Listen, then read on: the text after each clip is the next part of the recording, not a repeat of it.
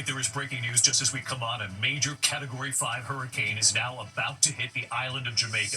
Winds 175 miles per hour, potentially the most powerful storm to ever hit the island. It could bring 40 inches of rain. Residents, tourists, Americans bracing for life-threatening flooding. Hurricane hunters in the air forced to turn back. And here in the U.S. tonight, the emergency in Florida, entire communities underwater. Another storm bringing nearly 20 inches of rain, homes and roads destroyed, the wall of an apartment building collapsing. Ginger Z is tracking it all. Also tonight, hear the dramatic video of the high-speed motorcycle chase on live television. The suspect hitting speeds topping 200 miles per hour, appearing to pull out a gun mid-chase, ending with a violent crash. Tonight, day 27 now of the government shutdown, affecting millions, tens of thousands who have been furloughed, thousands going without pay, including air traffic controllers. They're now setting up food banks at the airport. Congress is still getting paid. Tonight, President Trump in Asia saying the U.S. and China have agreed to the framework for a trade deal. And the president revealing he's had an MRI. The president is asked, what were doctors looking for? Two back-to-back crashes involving the U.S. military in the South China Sea. A Navy helicopter and a fighter jet both going down 30 minutes apart. Tonight, the images coming in from the scene of a tense standoff now lasting for hours. There's been a deadly workplace shooting. Authorities say 2 supervisors have been killed in what we've learned. Tonight, the former deputy on trial for shooting and killing Sonia Massey in her kitchen. What he testified today when asked why he didn't use a taser instead of a real gun. There's been a major break tonight after the heist at the Louvre in Paris. 2 suspects under arrest. Was there inside help? A former NFL MVP charged with DWI tonight. Meantime, the loss of an NFL favorite just 2 weeks after he made an emotional plea for a kidney. And the exclusive right here tonight, the first person, an American, to ever ski down Mount Everest's most difficult route, the North Face. And you'll see it right here. From ABC News World Headquarters in New York, this is World News Tonight with David Muir. Good evening on this Monday night. We begin tonight with this monster Category 5 hurricane with winds up to 175 miles per hour, now just hours from slamming into the island of Jamaica. Hurricane Melissa, a potentially catastrophic storm, could be the strongest to hit in the island's history. Look at these satellite images tonight showing the hurricane massive in size, its powerful eye perfectly formed there, slow moving. It could bring 40 inches of rain. The storm's outer bands already making an impact on Jamaica. Wind gusts picking up, rough surf slamming the shore, but nothing like what they're about to see. Jamaica's airports now closed. Tourists who did not leave in time will be forced to ride out the storm. Hurricane hunters trying to fly into the eye of the hurricane. NOAA says the turbulence inside was so strong, one of the flights had to turn back. Tonight, we have the newest models here, Melissa's track after it hits Jamaica. And we have learned at this hour the U.S. Navy now evacuating 1,000 non-essential personnel, family members and residents from Guantanamo Bay. ABC's Ike Ajachi leading us off from Kingston, Jamaica tonight. Tonight, families in Jamaica are bracing for what could be the strongest storm on record to hit the island nation. Hurricane Melissa, now a Category 5 storm. Winds 175 miles an hour, lightning flashing in the eye over the warm waters of the Caribbean. Whew, the Caribbean feels like bathwater right now, which is giving Hurricane Melissa so much more strength, producing up to 13 feet of storm surge in some parts. Heavy equipment racing to clear drainage ditches. Some areas could get up to 40 inches of rain. Incredible video from U.S. Air Force hurricane hunters tracking Melissa, showing inside the eye wall. One of the flights into the storm had to turn back after hitting severe turbulence. Melissa has already killed at least 6 people across the Caribbean, also causing destruction in Haiti and the Dominican Republic, where officials say nearly 4,000 people are displaced. And the U.S. Navy evacuating 1,000 non-essential personnel, family members, and pets out of Guantanamo Bay, Cuba. Back in Jamaica with airports shut down, Donnelly Gordon on vacation from Atlanta, hoping she'll be safe in her hotel, but taking no chances. I have my bag. I did secure my passport, in a Ziploc bag, just in case I have to dash. And Barbara Carter says locals are taking this massive storm very seriously. She's a monster coming. So we have to ensure that we protect life. And while we will be able to build back homes, we will not be able to get back lives. David, in just a matter of hours, the eye of Melissa will be coming ashore to the southern edge of Jamaica, affecting the entire island. The National Hurricane Center says its strong winds have the potential for total structural failure, and it'll be even worse at higher elevations. David? Ike Johnson and the team there, please stay safe. We appreciate it, Ike. Let's get right to Chief Meteorologist Ginger Z, tracking it, of course, as well with us tonight. Ginger? Hey, David, those hurricane-force winds are only 30 miles outside, but when this makes landfall tomorrow morning on the west side of Jamaica, 30 miles goes far, and then the tropical storm-force winds go well beyond that, almost 200 miles from the center. It looks like a buzzsaw. It's moving northwest. It'll turn north tonight and eventually northeast before making landfall tomorrow morning. We stopped it there 9 a.m. Then it will jet a little faster to the northeast into Cuba, still as a major hurricane, and eventually as a Cat 2 over the central Bahamas. That's for Wednesday afternoon. But behind it will leave 15 to 30 inches widespread. Landslides are likely. Really concerned about the amount of water here, even in Cuba as well. And why it doesn't hit the United States, we still have that fence, that steering mechanism that's going to push it out toward Bermuda as we head through the end of the week. David. Ginger Z will be watching it first thing in the morning. Thank you. In addition to this hurricane, we're also following the emergency unfolding in Florida. Severe storms leaving entire communities underwater tonight, nearly 20 inches of rain. Victor Akendo now from Florida. Tonight, entire communities reduced to swampland after record-breaking rain pummeled Central Florida.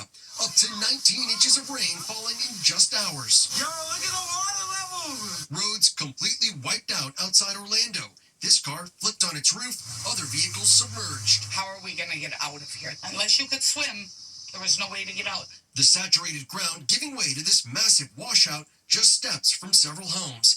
And in nearby southern Mississippi, residents still reeling after 2 reported tornadoes touched down overnight. Then all of a sudden, boom, all my windows exploded in front of me. The wall of this apartment building toppling over, cars buried under large pieces of debris. Stacey Escola's roof caving in as she laid in bed with her daughter. This is everything that me and her have, and we built this place that we live in, and we're happy here, and now it's gone. And David, a flood watch remains in effect for some areas. The danger is not over yet. David? Victor Akendo, thank you. There was a dangerous high-speed motorcycle chase playing out on live television outside Los Angeles today. The suspect hitting speeds more than 200 miles per hour. Matt Gutman now from L.A. Tonight, that harrowing high-speed chase on an LA highway coming to a crashing halt. Police saying this armed motorist sped away from a shooting of a San Bernardino County Sheriff's deputy, reaching breathtaking speeds just east of LA, first exceeding 100 miles per hour, then 130, and even faster. With officers in pursuit, the suspect banked a U-turn, recklessly topping 200 miles an hour. And when he noticed a motorcycle officer on his tail, he cranked the throttle, only slowing to pull out a handgun. You see him rack a bullet into the chamber in full view of the news helicopters, and then he's riding without using his hands. Until a motorist swerved into his lane, the bike smashed, the rider thrown, police swarming. After detaining him, medics there for first aid, the rider even able to sit up, but was airlifted to a nearby hospital. And David, just a short time ago, police said that motorcyclist was a suspect who earlier had held a woman at gunpoint, then shot a deputy. That deputy has been transported to an area hospital. His condition is not yet known. David. Matt Gutman on this tonight. Thank you, Matt. Tonight, day 27 now, the government shut down, tens of thousands going without pay, including air traffic controllers. They're now setting up food banks at the airport. Jay O'Brien on the Hill for us. Tonight, tens of millions of Americans feeling the pain of this 27-day-long government shutdown like never before. Air traffic controller shortages triggering delays in Los Angeles and a ground stop in Austin. More and more air traffic controllers calling out sick, forced to work without pay. All right, drive safe. Have a good day. Food pantries now popping up at airports for struggling federal employees. We have a food bank for TSA workers. That's got to be alarming to see. It's sad, it's unfortunate because they have to go to work and they're not being paid and they're doing a critical safety function for all of us. And tonight, fears of a looming hunger crisis as SNAP food assistance, a lifeline for roughly 42 million low-income Americans, is set to run out by the end of this week. In Michigan, Simone Wilkes, a single mom of 2 young boys, worries how her family will get by without federal food assistance. My stomach dropped because I'm already struggling. I'm already stretching food. It has been days where the kids will eat and I'll just survive off water. because that's what I'll have to do in November. At this pop-up kitchen serving unpaid federal workers in Washington, D.C., we met dozens fearful the shutdown could drag on for weeks. You don't have a lot of faith in Congress to end this. I do not. As much as I would hope that they would end it, I don't see it ending anytime soon. David, the Senate returned to Washington tonight, but there's no deal in sight to end this shutdown. Meantime, the House of Representatives is out on recess for the 5th straight week by order of the Speaker. Remember, members of Congress by law are still paid even when the government is shut down. David. Jay O'Brien live up on the Hill for us. Jay, thank you. And with no end to this shutdown in sight, tonight President Trump is traveling through Asia. The president now saying tonight that the U.S. and China have agreed to the framework for a trade deal. And President Trump has also revealed he's had an MRI. Rachel Scott traveling with the president. Tonight, President Trump meeting with Japan's emperor at the Imperial Palace after kicking off his trip to Asia, dancing along with performers who welcomed him at the airport in Malaysia. It's all leading up to a high-stakes meeting with Chinese President Xi Jinping. More than 6 months after he launched his trade war with China, President Trump now says a deal could be at hand. But nothing has been agreed to yet. But we feel good. I mean, we feel good. The administration says they've reached the framework of an agreement that covers fentanyl and tariffs and includes a pledge by China to resume buying American agriculture like soybeans and to loosen restrictions on their sale of rare earth minerals, critical for making smartphones and cars. We're going to have a great talk.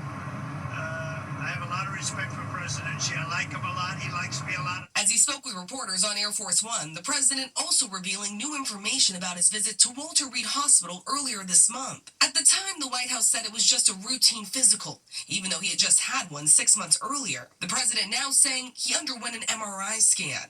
We had an MRI, and in the machine, the whole thing. And it was perfect. Yeah. Did you say what in particular? You could ask the doctors. But tonight, we asked the White House, and they did not provide us any information about why the president had an MRI, what the doctors were looking for, and what, if anything, they found. The president has that high-stakes meeting with Chinese President Xi on Thursday. The president had threatened to impose an additional 100% tariff on Chinese imports on November 1st. Today, the president also floating the idea of possibly meeting with North Korean leader Kim Jong-un. So far, nothing has been scheduled, but the president said he would be willing to extend his trip here in Asia to make that happen, David. Rachel Scott traveling with the president. Rachel, thank you. Tonight, the Pentagon is investigating back-to-back U.S. military crashes in the South China Sea. The Navy says a Seahawk helicopter from the USS Nimitz went down during routine operations. An FA-18 Super Hornet, also from the Nimitz, crashing about 30 minutes later. All crew members from both aircraft were rescued. President Trump tonight suggesting the problem may have been, quote, bad fuel. Back in the U.S. tonight, there has been a workplace shooting, a standoff for hours, and word tonight that 2 supervisors have been killed. Here's Stephanie Ramos. Tonight, the tense hours-long standoff in Cleveland, Tennessee, after a deadly workplace shooting. Caller advised they heard a gunshot. They've got a female screaming. The horror unfolding shortly before 10:30 this morning. Gunfire erupting at the Barku Plastics plant just outside Chattanooga. 2 male supervisors shot and killed. Everybody from suspects left in a black BMW, unknown direction of travel. Police tracking the suspect, believed to be a former employee, to what is believed to be his home just miles away. SWAT teams swarming the scene, trying to enter the suspect's home. David, as authorities ramp up the investigation, no word tonight what sparked the deadly shooting. David. All right, Stephanie Ramos. Steph, thanks. Tonight, the trial of the former deputy charged with shooting and killing Sonia Massey in her kitchen. What he testified today when asked why he didn't use a taser instead of his real gun. Here's Matt Rivers. Tonight, the former deputy accused of shooting and killing Sonia Massey while she stood in her kitchen, taking the stand in his own defense. Sheriff's Office. Sean Grayson testifying about the night he and his partner responded to Massey's house near Springfield, Illinois. The former deputy telling the jury he grew concerned when Massey picked up a pot of boiling water from the stove.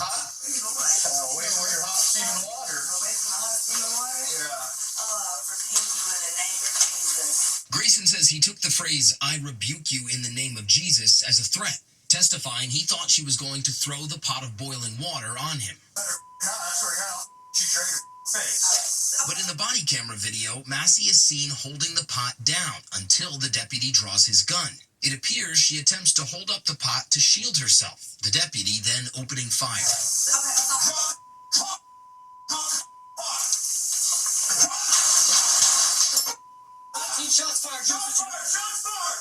The former deputy asked why he didn't use a taser instead. Grayson telling the jury he had an older model and Massey was wearing multiple layers of clothing, saying he didn't want to take the chance of it malfunctioning. David Grayson has pleaded not guilty to all charges. Closing arguments in this case could begin as soon as tomorrow. David? Matt Rivers reporting. Thanks, Matt. Overseas tonight, there's been a major break after that heist at the Louvre in Paris.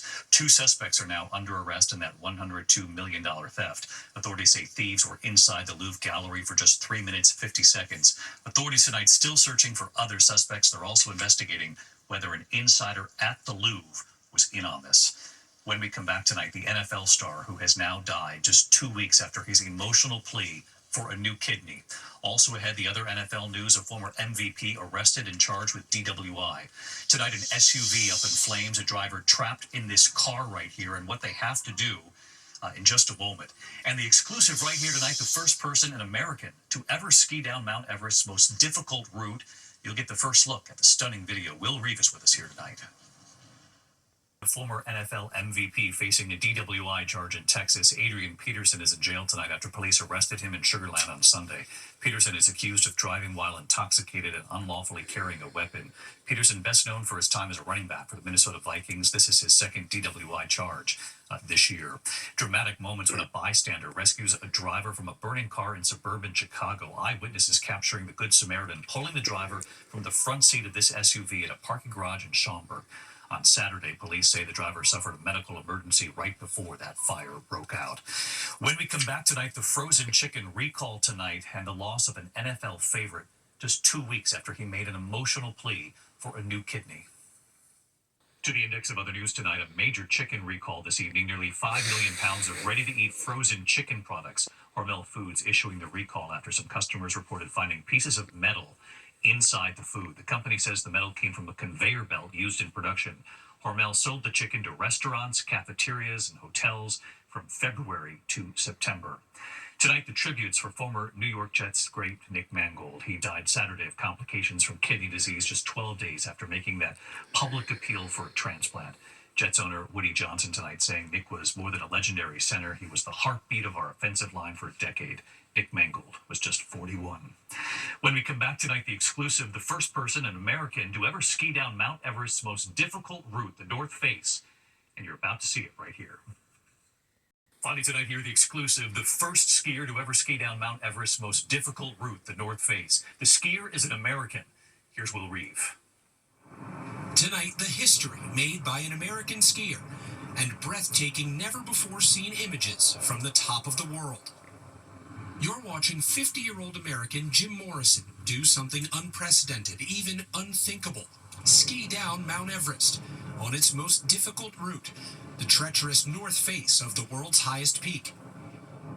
It's a menacing 50-degree slope, 9,000 feet straight down. Morrison making the successful descent earlier this month. With him, a team, including Oscar-winning filmmaker Jimmy Chin. It's all part of a National Geographic documentary about Jim Morrison's death-defying achievement. Both men joining Robin and George on GMA this morning. Any dangerous moments? Pretty much every moment over the course of 4 hours. Yeah. I mean, we call it no-fall zone, which is essentially, you can't make a single mistake. And their message to everyone on overcoming fear and obstacles in life. You both have said there's no room, not little room, there's no room for error, and yet you use that fear in a way that was positive. You learn to leverage fear, because fear can either serve you or it can debilitate you. When you have fear that comes to you on the top of any big challenge, you have to try to decide what part of that fear is irrational, what part of it can I channel to focus on what the real risks are. Tonight, the new incredible death-defying images and history made by the American. It is incredible. You can see more of his history-making descent at natgeo.com. I'm David Muir. I'll see you right back here tomorrow. Good night.